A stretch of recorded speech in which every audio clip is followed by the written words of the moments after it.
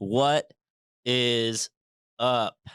This is episode number uh, 16 for food and philosophy. This is take two, and I'll get to that in a second. We're still on The Prophet by Khalil Gibran. Hey, what's up, Anna? But first, the food. Got Ike's today. This is the Valentine's Day sandwich, only available during February. This one's called I'll Be Your Valentine. Because I'll, probably be your Valentine. It's got a sweet and sassy Jamaican jerk. Definitely the heat lives on your tongue or in your mouth a little bit. Avocado and chicken. I got this one on sourdough since the sandwich is slightly on the sweet side.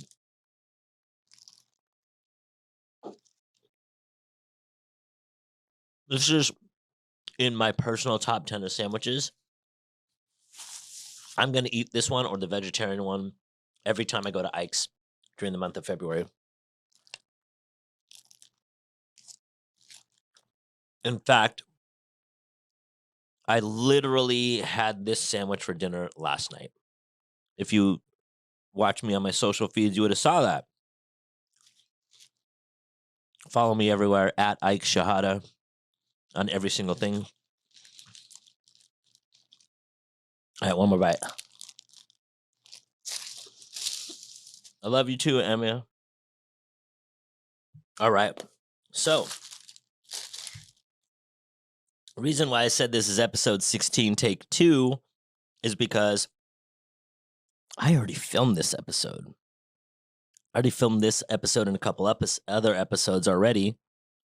I love you too, Anna. However, the messages that I gave, apparently only the universe and the people in this room, plus me and whoever watched it live when I filmed it last time, got to hear it. Because after a day of shooting, the files got corrupted and not every episode saved. So normally this would suck. In fact, it does still kind of suck.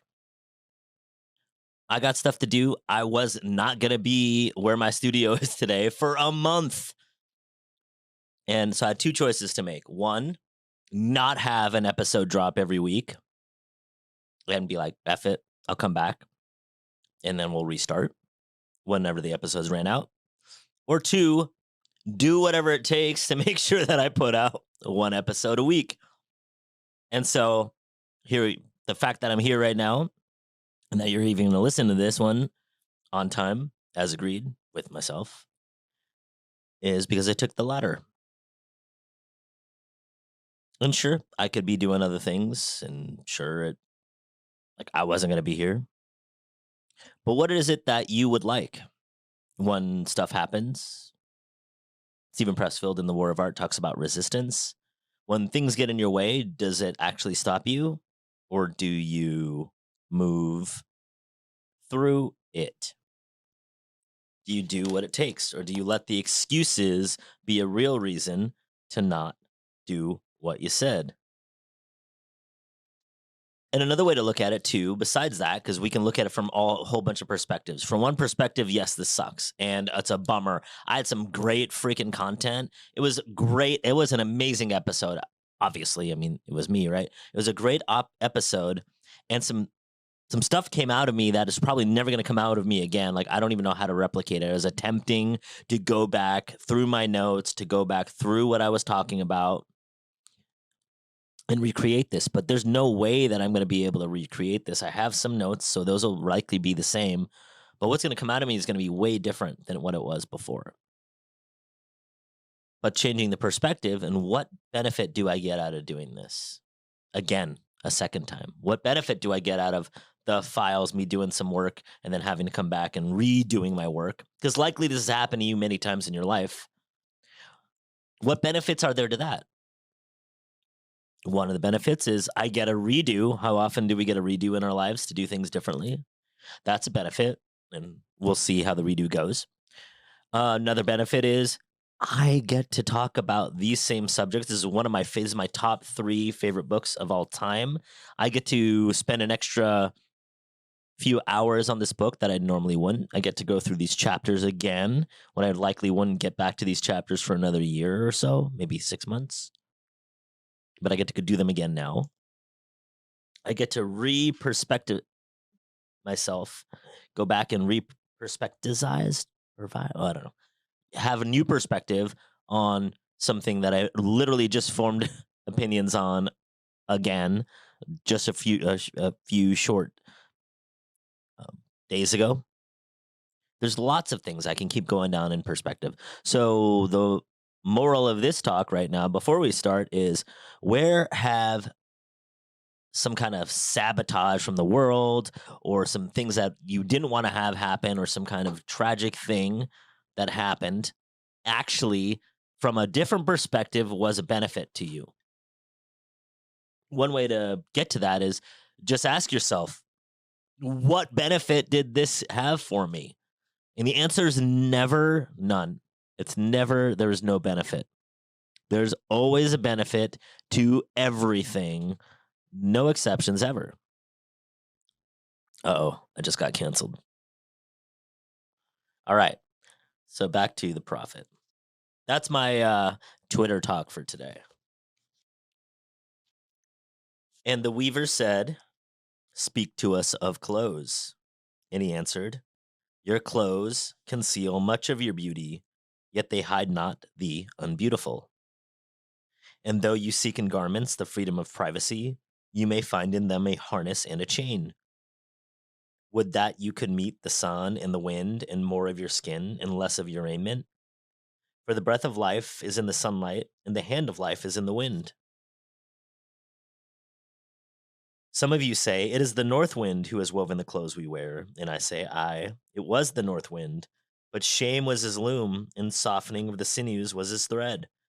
And when his work was done, he laughed in the forest. Forget not that modesty is for a shield against the eye of the unclean. And when the unclean shall be no more, what were modesty but a fetter and a fouling of the mind? And forget not that the earth delights to feel your bare feet, and the winds long to play with your hair. Speak to us of clothes. What's up, Corey? What's up, Taylor? I'm gonna take a bite. This sandwich is freaking so good. Like, I know I say that probably for every Ike sandwich, but this one is in my personal top 10.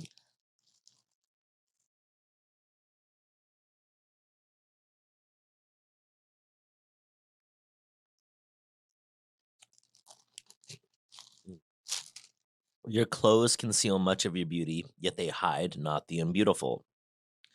Regardless of whatever it is that you are attempting to cover up, here he's talking about literal clothes, but also figurative clothes. What do you hide from the world? What are you hiding from the world right now? What things do you want the universe to not see? What do you want other people to not see? Is true, or at least that you think is true from your perspective about you. From your closest people, what are you attempting to hide from them too? Not just the world, but whoever's closest to you. Why do you feel that you need to hide these things? What about you makes you think, hey, I want to hide these things?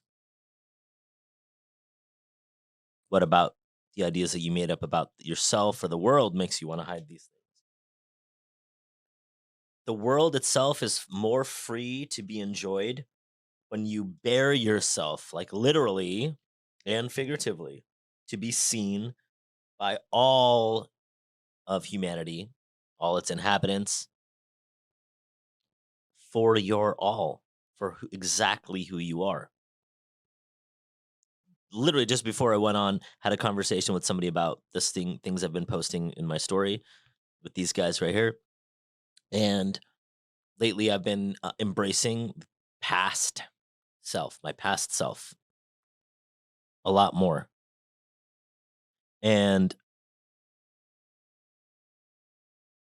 the reason why I didn't post in the past and I wanted to move away from that is because I'm worried about what it would mean about myself for the world if I did post, like what people would say about me and the such.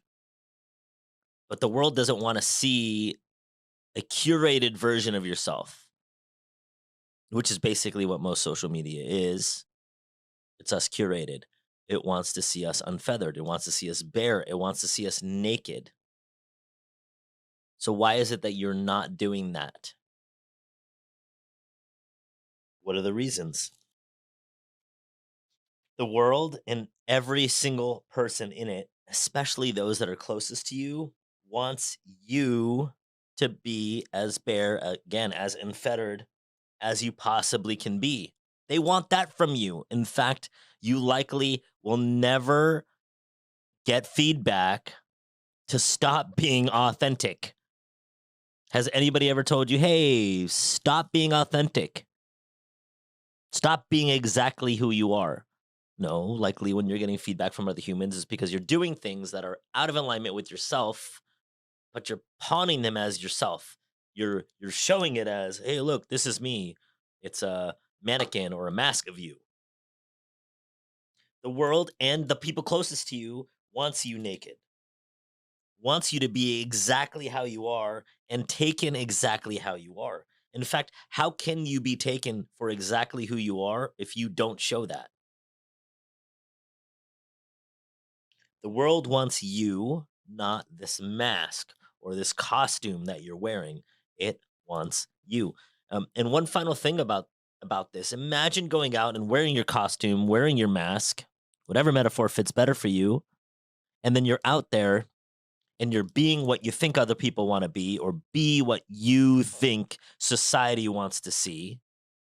And then say you do it so beautifully well that everybody that you come in contact with is like, I love you. You are the greatest human being ever. Well, guess what? They're not going to like you. They're going to like this costume of you, this mask of you, this charade of you, this masquerade of you. And then you're going to end up resenting everybody, or feeling like you need to be on all the time. I've certainly been around some folks and they mentioned that they always had to be on. In fact, I was one of those people where I'd be at Ike's and I'd be like, "Oh, I gotta be this Ike thing," and then I moved away from that and like, "Oh, well, actually, wait, I'm Ike. Let me just be myself." And people that don't like it, that's fine. They don't have to. Not everybody's gonna like you anyway. But I was resentful for people. Aren't you resentful for everybody? Your job, whenever you are out there and you have to be on versus just be yourself. You get resentful when people, even if they freaking like you and put you on a pedestal, you're not going to like them because you basically tricked them. And you got to be on all the time. And that's exhausting. One of the brilliant things about me being Ike of Ikes is I get to be myself for a living. The only time that ever sucked. Hey Ike, why are you put yourself on your put yourself on your shirt or put yourself as the logo? The only time it's ever sucked was when I was being what I thought other people wanted me to be, or what I thought society needed, instead of now it's I'm going to be this. I don't care. I love you. Whoever just said they were my biggest fan. So speak to us of clothes. Drop your costume, drop your mask. This ain't no charade, no masquerade. Be you and let the people fall where they may. Let the chips fall where they may. Wouldn't you rather have everybody want you for you than want you for the fake you? But you also win too, because you know it takes zero energy to be yourself, but it takes so much energy to hide or mask or put clothes on, figuratively. And then I also think he literally wanted to see people naked too. So yeah, I'm out for that too. Less clothes. All right. Oh my gosh. Do I even have enough minutes in this episode to do this one? I'm going to say no. So we're going to end here in like a couple minutes because this next one on buying and selling is gonna be get me canceled for sure, or not for sure, because I don't think being truthful is gonna get me canceled, but it's gonna take a while. So things don't matter. Nothing matters when it's only a matter of time. Your well being is your greatest contribution to humanity, and there's no exceptions ever. I love you guys. I'm glad I got to do this again. Catch you next time.